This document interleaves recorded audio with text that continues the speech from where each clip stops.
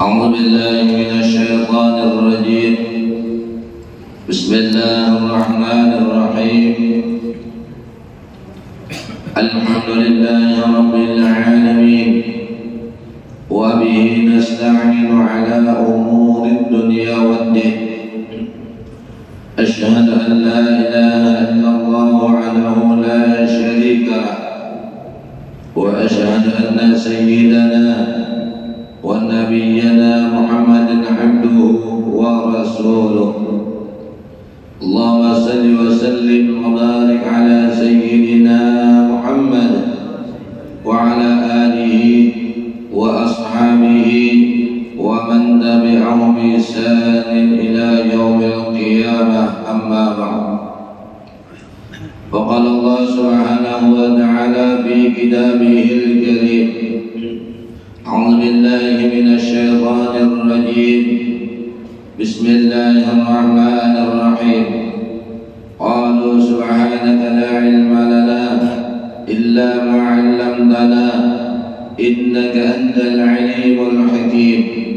ولا حول ولا قوة إلا بالله العلي العظيم. صدق الله العظيم.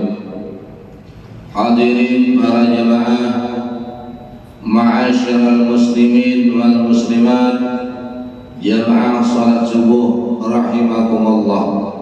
Alhamdulillah, kita bersyukur kepada Allah Subhanahu wa taala yang senantiasa melimpahkan rahmatnya, taufiknya, hidayahnya kepada kita semua, sehingga alhamdulillah kita diberikan oleh Allah kekuatan, nikmat yang luar biasa, bisa melaksanakan ibadah kepada Allah. Mudah-mudahan Allah jadikan keluarga kita, anak cucu kita, orang-orang yang selalu ibadah sampai akhir hayat. Amin ya rabbal alamin.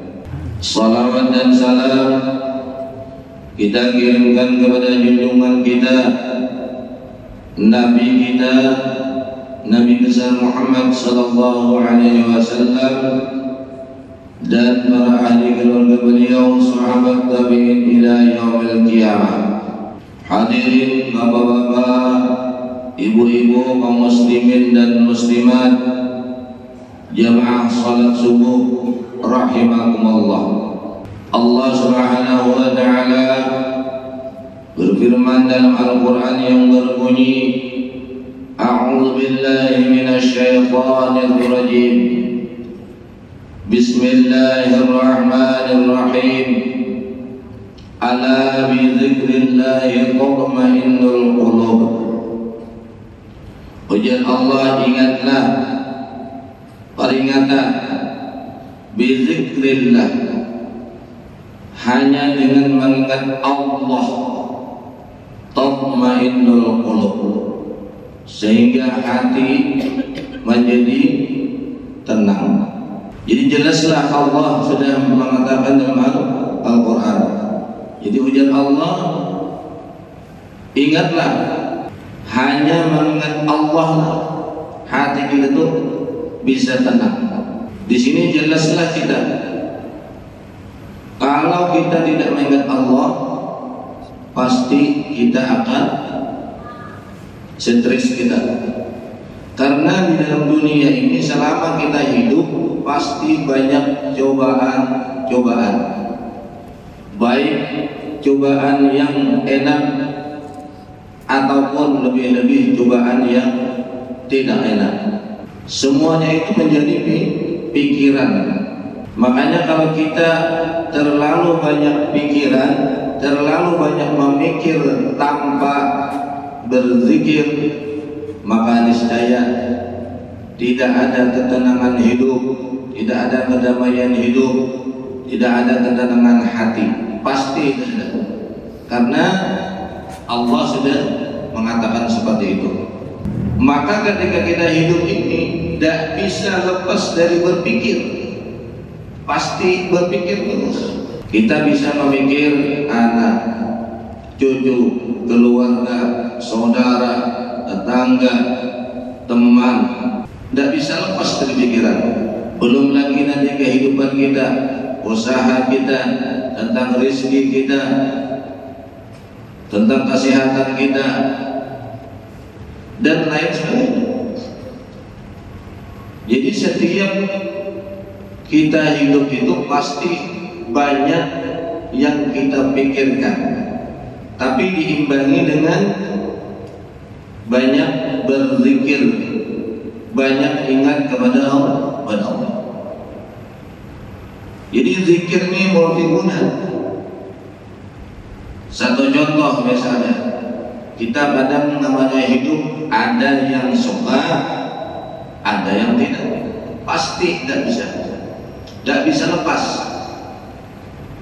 Bahkan pernah Nabi Musa alaihissalam, ya Allah, bagaimana ya Allah supaya orang itu, artinya umatku itu banyak yang suka kepadaku. Itu Allah kabulkan. Tapi yang kedua Nabi Musa, ya Allah bagaimana umatku itu supaya jangan ada yang membenciku. Nah kalau itu menjadi Allah tidak bisa. Kalau supaya orang cinta kepadamu itu Allah kabulkan. Tapi supaya orang jangan membenci, jangan menghina, itu tidak bisa. Karena menjadi Allah apa? Aku pun seperti itu. Aku beri rezeki seluruh manusia, aku beri nikmat seluruh manusia. Tapi banyak manusia yang ingkar kepada Allah. Bahkan menjadi Allah, aku dikatanya punya bapak, aku dikatakan mereka punya ibu, aku dikatakan mereka punya anak, ya kan? Allah sudah luar biasa memberikan nikmat yang luar biasa kepada manusia, jin dan manusia. Tapi masih manusianya banyak yang ingkar. Ada yang manusia mengatakan Allah tidak adil segala macam. Allah dibilang punya bapak, punya ibu, punya anak. Ya, Allah pun tidak terlepas dari hinaan hambanya. Apalagi kita orang biasa ini, apalagi kita orang yang awam ini. Rasulullah juga, Rasulullah kekasih Allah, ada yang suka, ada yang tidak. Jadi itu tidak lepas. Ketika kita hidup pasti seperti itu. Ada yang membenci, ada yang menghina kepada kita. Tapi supaya tenang, supaya hati kita tidak gundah gulana, supaya hati kita tidak sakit, kita bawa zikrullah, kita bawa ingat kepada Allah. Apa ingat kepada Allah? Ada orang menghina, itu adalah cobaan.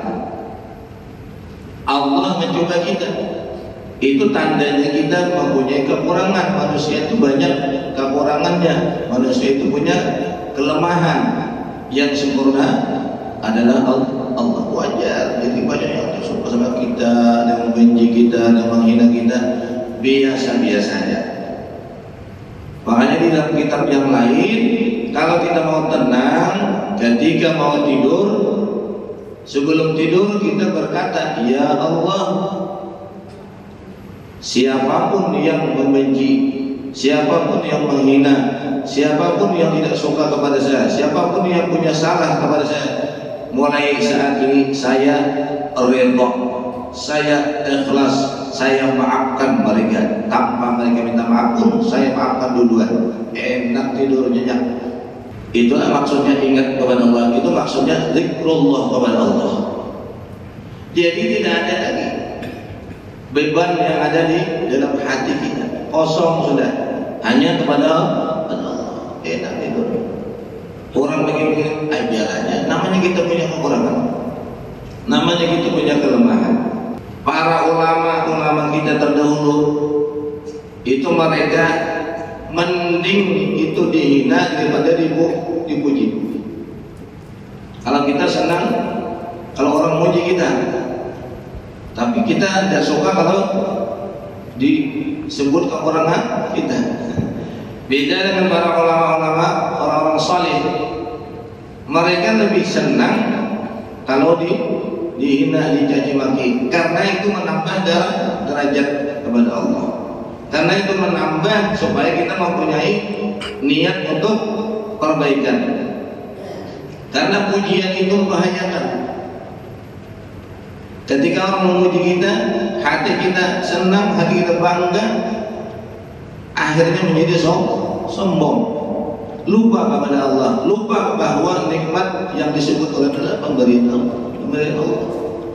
Yang dipuji-puji orang itu adalah pemberian Allah semua. Makanya disitulah kita supaya jangan sampai kita menjadi orang sombong itu. Apabila orang memuji kita, hati kita mengatakan orang itu bukan memuji kita, tapi memuji Allah. Cuma terlindung, terhijab dengan makhluk atau kita.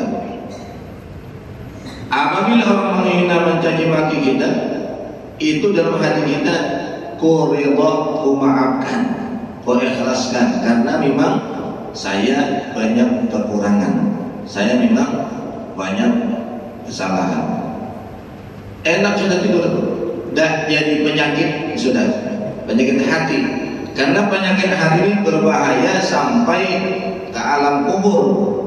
Kalau penyakit zahir, tubuh kita sakit ketika habis umur, itu sudah tidak ada lagi sakit. Kita penyakit misalnya tekanan, asam urat segala macam, ketika kita mati itu hitam. Tapi kalau penyakit hati terbawa ke mati kalau kita tidak obati dengan zikrullah. Jadi banyak berpikir diimbangi banyak berzikir. Itu.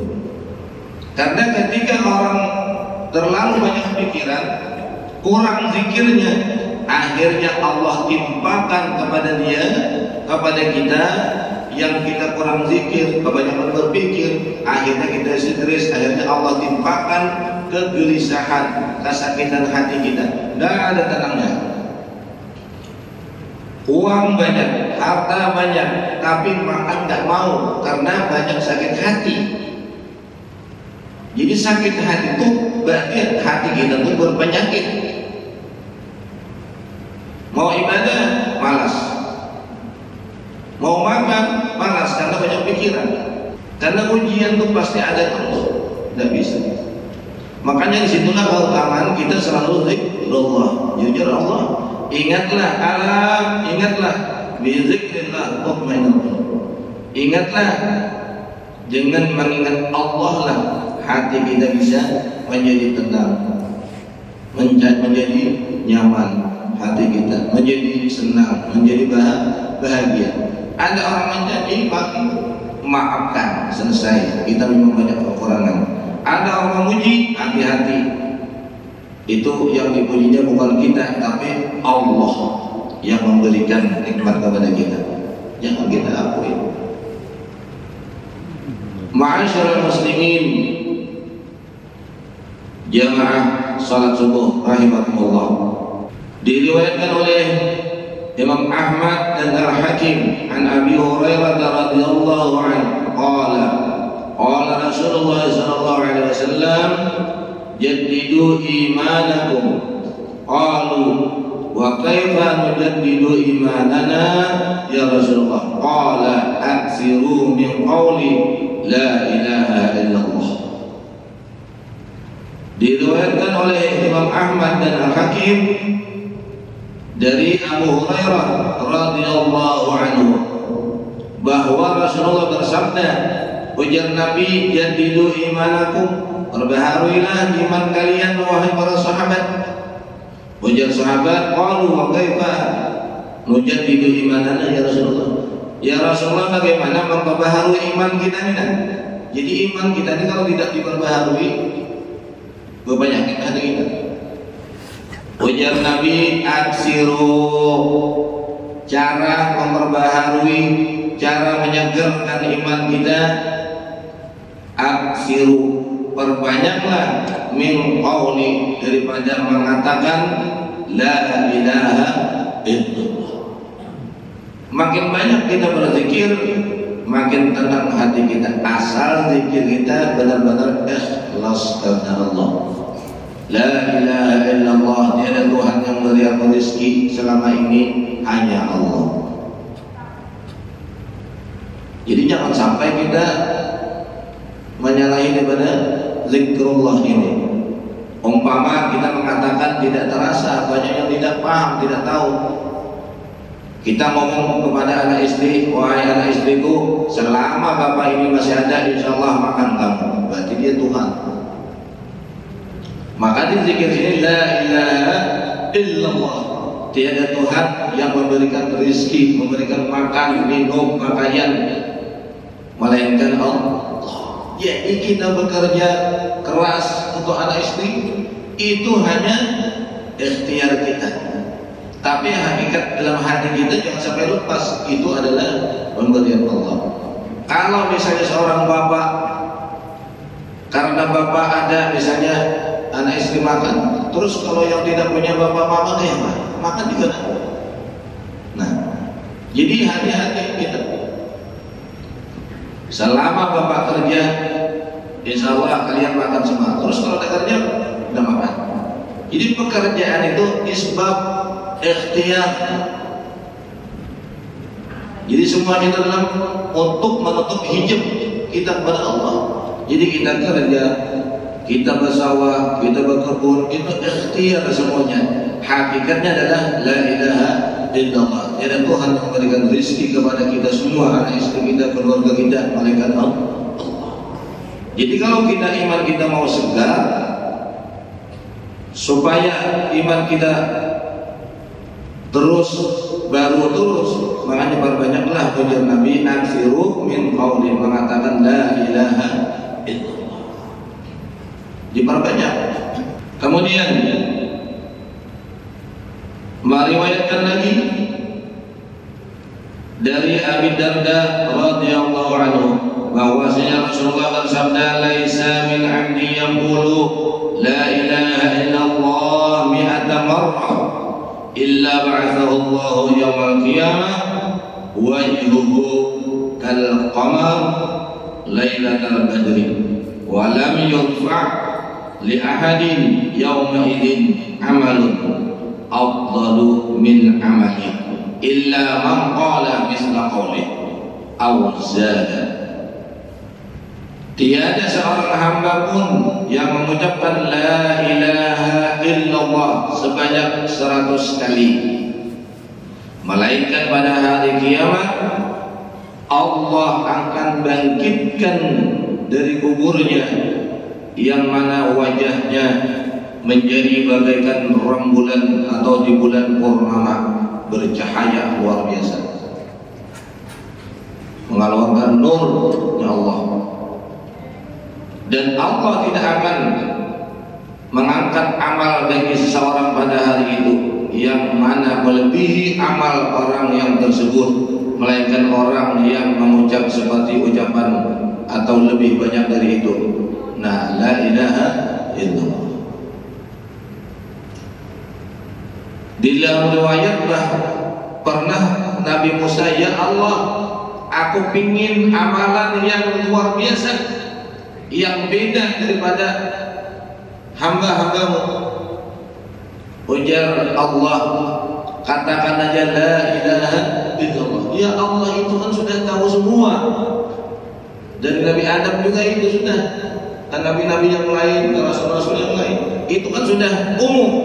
Nah, ujar Allah, wahai Nabi Musa, seandainya la ilaha illallah kamu ucapkan itu 1 kali, ditimbang dengan dunia dan seisinya, maka lebih berat la ilaha illallah yang sekali itu. Luar biasa. Maka kita bersyukur pada Allah, kita diberikan oleh Allah nikmat, diberikan kekuatan bisa mengucap la ilaha illallah, itu luar biasa, kita syukur. Cuman kita jangan membandingkan kepada orang lain yang tidak berzikir, jangan. Yang kita syukuri, ya Allah, alhamdulillah ya Allah, Engkau kuatkan saya, Engkau kuatkan bisa membaca la ilaha illallah. Sudah, Jangan sering membanding-bandingkan, misalnya orang lain banyak yang tidak bisa berzikir, saya bisa. Nah, itu sudah hilang sudah pahalanya. Itu bukan berzikir caranya. Berzikir itu hanya yang kita ingat kita dan Allah. Supaya zikir kita itu benar-benar merasap di hati kita. Supaya zikir kita itu benar-benar menjadi darah daging. Bahkan kita kaget sedikit Allah. Kita kaget kapan aja dikagetin Allah.